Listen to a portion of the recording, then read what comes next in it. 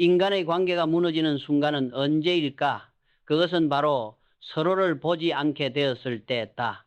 회사에서도 가정에서도 마찬가지다. 처음에는 직원 한 명 한 명의 얼굴을 기억하지만 조직이 커지고 성과만 보게 되면 사람의 온도는 서서히 식어간다. 이병철 회장은 그 변화를 누구보다 먼저 감지했다. 그는 사람보다 숫자를 보기 시작하면 회사의 온기가 사라진다고 말했다. 가정도 다르지 않다. 같은 공간에 있으면서도 서로의 얼굴을 보지 않는다. TV, 휴대폰, 형식적인 대화만이 자리를 채운다. 그리고 어느 날 문득 깨닫는다. 언제부터 우리 사이에 공기가 생겼지? 이병철 회장은 이때를 가정의 품질이 떨어지는 순간이라 표현했다. 그는 사업 현장에서 배운 교훈을 가정에서도 그대로 적용했다.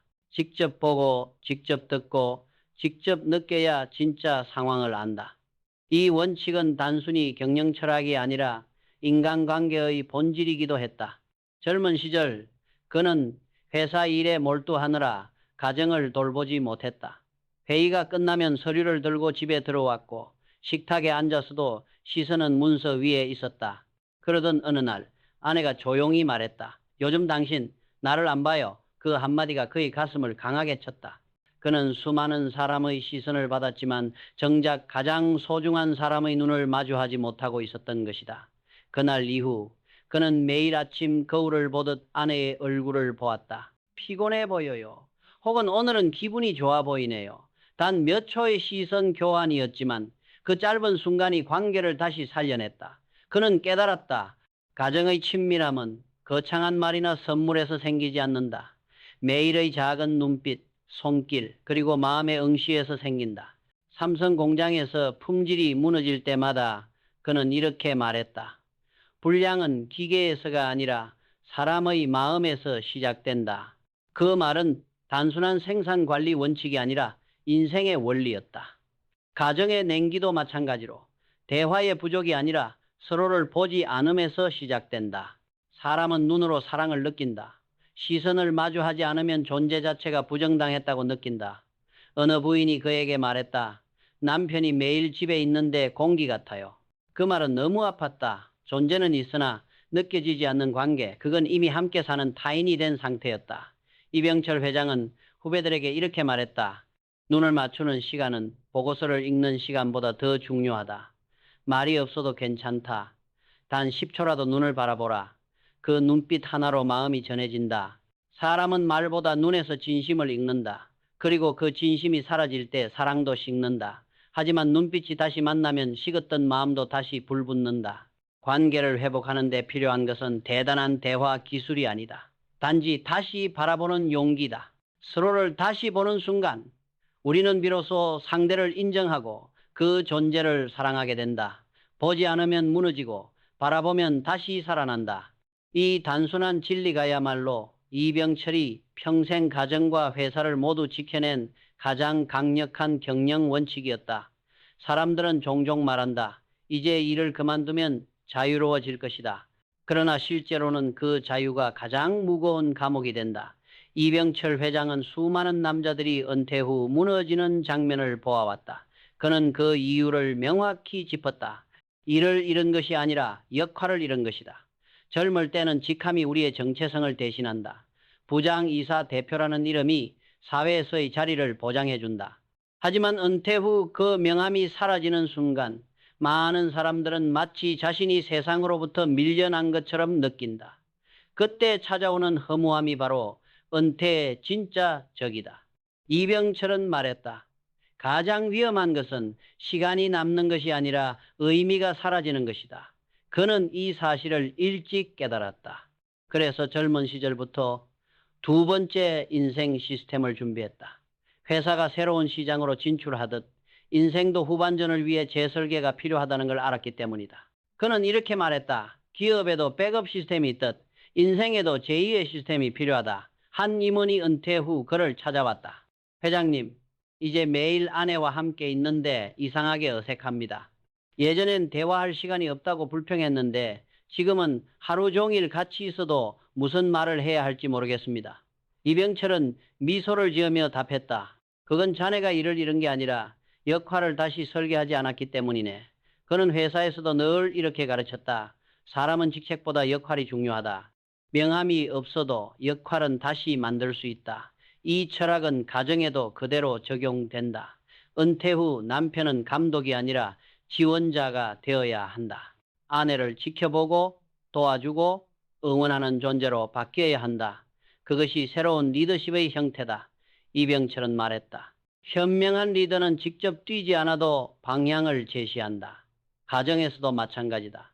남편은 이제 일꾼이 아니라 조율자가 되어야 한다. 청소를 도와주고 식사 준비를 나누고 하루 계획을 함께 세워보라. 그것이 은퇴 이후의 경영 방식이다. 그가 마지막으로 은퇴를 선언했을 때 많은 이들이 물었다. 회장님, 이제 쉬시겠습니까? 그는 웃으며 대답했다. 이제부터는 가족을 경영할 때입니다. 그 말은 농담이 아니었다. 가족은 인생의 마지막 회사이자 가장 중요한 조직이다. 그리고 그 회사의 품질은 오직 관심과 존중으로만 유지된다. 하지만 현실의 많은 남편들은 그 사실을 모른다. 그들은 일을 잃고 공허함에 휩싸이자 그 불안을 아내에게 기대며 달래려 한다. 그러나 그것은 사랑이 아니라 의존이다. 아내는 점점 지쳐간다. 이제 나까지 돌보라는 거야? 그 말 뒤에는 피로와 슬픔이 숨어 있다. 이병철은 이렇게 말했다. 은퇴 후 가정이 무너지는 이유는 한쪽은 쉬려 하고 한쪽은 더 짐을 지기 때문이다. 남편이 해야 할 일은 단 하나, 진심으로 이렇게 말하는 것이다.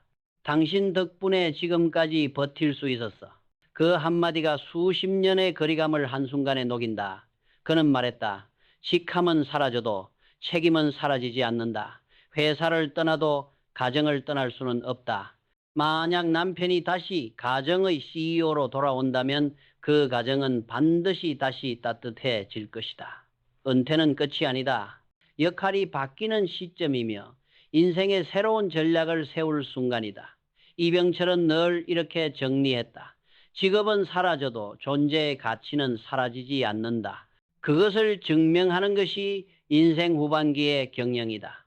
인생의 어느 시점이 되면 누구나 혼자가 된다. 아이들이 떠나고 동료가 사라지고 명함이 없어지면 남는 건 자기 자신뿐이다. 대부분의 사람들은 그 고요한 순간을 두려워한다. 하지만 이병철 회장은 달랐다. 그는 말했다. 고독은 나를 단단하게 만든 스승이었다. 그에게 고독은 늘 결단의 시간이자 성장의 시간이었고 절망이 아니라 통찰의 원천이었다. 1960년대 한국 경제가 불안정하고 아무도 전자산업에 뛰어들 생각조차 하지 않던 시절 그는 홀로 그 길을 결정했다.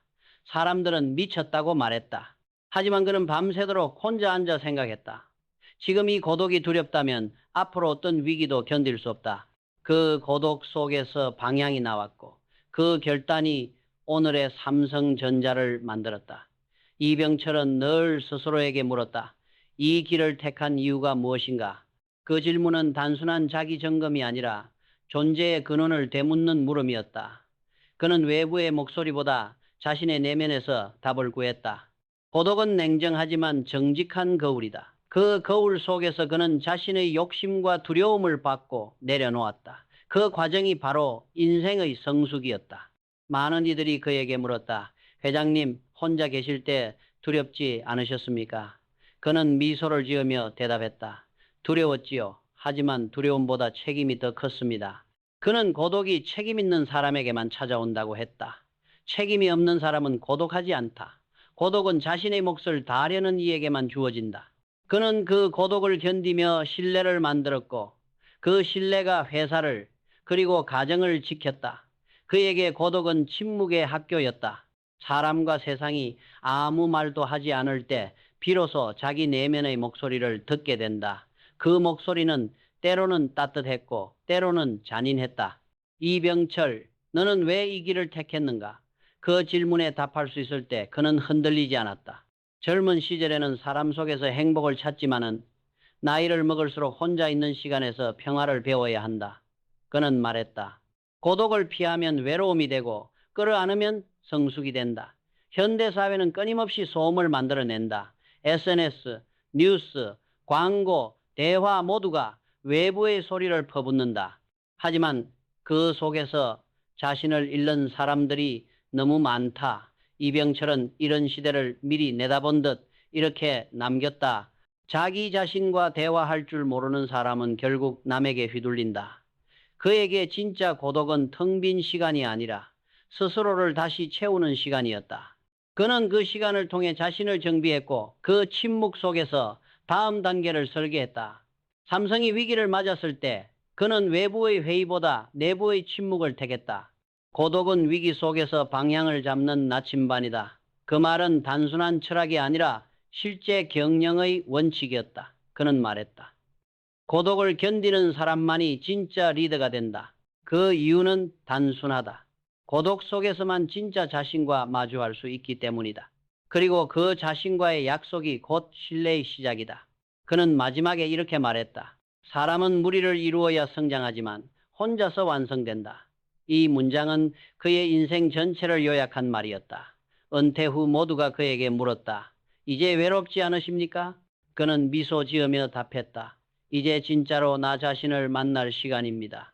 그에게 고독은 두려움이 아니라 자유였다. 그는 말했다. 고독을 견디는 사람만이 신뢰를 만들고 신뢰를 가진 사람만이 행복을 만든다. 고독은 인생이 우리에게 주는 마지막 선물이다. 그 선물을 받아들이는 자만이 인생의 깊이를 맛본다. 삼성의 공장에서 품질이 무너질 때마다 이병철 회장은 늘 같은 말을 반복했다. 불량은 기계가 아니라 사람의 마음에서 시작된다. 그는 품질을 단순한 기술적 문제로 보지 않았다. 그것은 마음의 상태, 곧 신뢰의 문제였다. 신뢰는 눈에 보이지 않지만 모든 관계의 중심에 있다. 회사에서도 가정에서도 마찬가지다. 신뢰가 무너지면 조직도 사랑도 인생도 무너진다. 이병철은 이 진리를 일찍 깨달았다. 자본도 인맥도 배경도 없던 그가 대구에서 삼성 상해를 세울 수 있었던 유일한 이유는 신용이었다. 그는 말했다. 약속을 어기지 않는 사람, 말한 대로 움직이는 사람, 그게 나의 유일한 자산이었다. 그 시절 그는 거래처와 계약서를 쓰지 않았다. 대신 손을 맞잡으며 이렇게 말했다. 이 손은 거짓을 모른다. 그 손의 온기가 곧 계약서였고 그 신뢰가 회사를 성장시켰다. 그는 늘 강조했다. 신용은 기업의 생명이고 품질은 기업의 얼굴이다. 이 말은 단지 경영 철학이 아니라 인생의 철학이었다. 가정에서도 똑같이 통했다. 남편과 아내의 관계 역시 신뢰의 거래다. 작은 약속을 지키고 진심으로 말하고 보이지 않는 수고를 알아주는 것, 그것이 가정의 품질 관리다. 이병철은 늘 가정도 작은 회사처럼 점검해야 한다고 말했다. 공장에서 분량을 줄이려면 매일 확인하듯 가정의 품질도 매일 점검해야 한다. 사랑이 식은 이유를 외부에서 찾지 말고 서로의 신뢰가 얼마나 유지되고 있는지 돌아보라는 뜻이었다. 어느 날 한 직원이 물었다. 회장님, 위기 때마다 어떻게 그렇게 흔들리지 않으십니까? 그는 미소 지으며 답했다. 흔들리지 않으려 하지 말고 흔들릴 때 무엇을 붙잡을지 생각하게. 그에게 그 붙잡을 것은 언제나 신뢰였다. 기업이 위기에 빠질 때 그는 수많은 보고서보다 현장을 먼저 찾았다.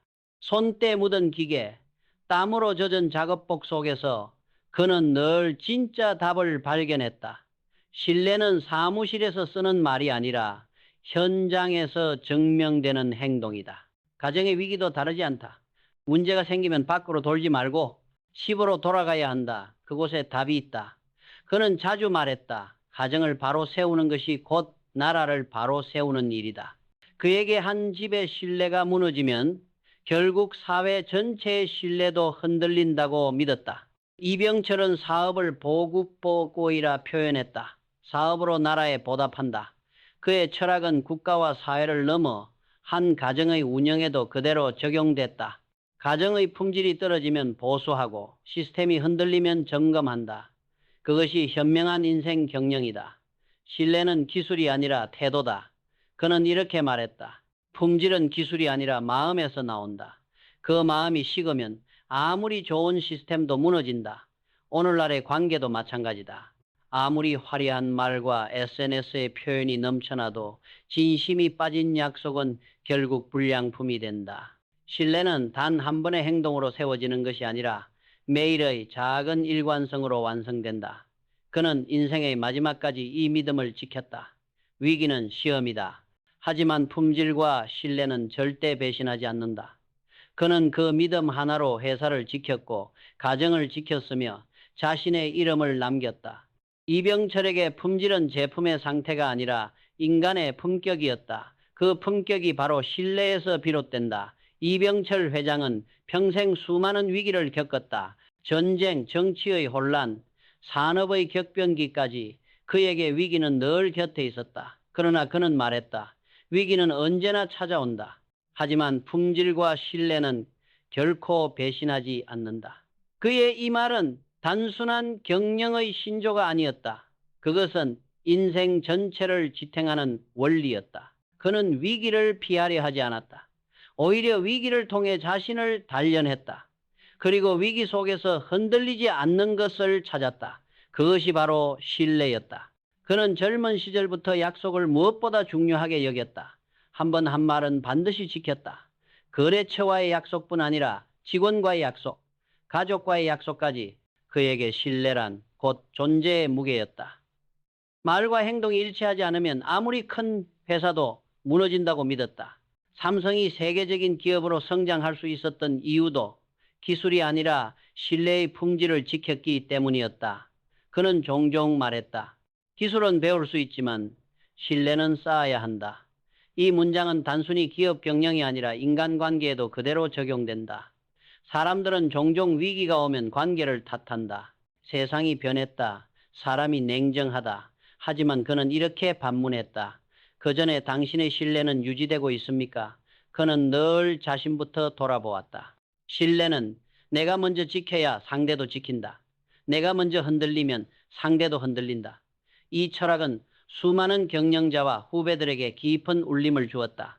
그는 그들에게 이렇게 말했다. 불황의 때일수록 계약서보다 마음을 먼저 챙겨라. 신뢰는 위기 속에서 강해진다. 그의 인생 후반부에는 사업보다 더 중요한 인생 경영이 있었다. 그는 매일 스스로에게 물었다. 오늘 나는 어떤 품질로 살았는가? 나를 믿는 사람들에게 부끄럽지 않은 하루였는가? 그는 말보다 행동으로 답했다. 마지막까지 검소했고 사소한 일에도 예의를 지켰다. 어떤 직원이 말했다. 회장님은 늘 조용했지만 그 조용함 속에 신뢰가 느껴졌습니다. 그것이 그의 진짜 리더십이었다. 그는 인생의 마지막 날까지 흔들리지 않는 원칙을 남겼다. 품질이 무너지면 제품이 사라지고 신뢰가 무너지면 사람이 사라진다. 이 말은 오늘을 사는 우리에게도 똑같이 적용된다. 가정에서도, 일터에서도, 친구 관계에서도 신뢰는 가장 강한 기반이다. 그 기반이 있을 때 어떤 폭풍도 견딜 수 있다. 그래서 그는 마지막으로 이렇게 말했다. 위기는 늘 온다. 그러나 신뢰는 나를 배신하지 않는다. 그 한 문장은 그의 삶 전체를 요약한다. 오늘의 우리도 그 말 앞에서 스스로에게 물어야 한다. 당신의 품질은 어떤가요? 당신의 신뢰는 유지되고 있나요? 당신의 가족, 동료, 친구는 당신을 믿습니까? 그 믿음이 바로 당신의 인생 자산이다. 위기 앞에서 흔들리지 않는 사람, 그것이 진정으로 강한 사람이다.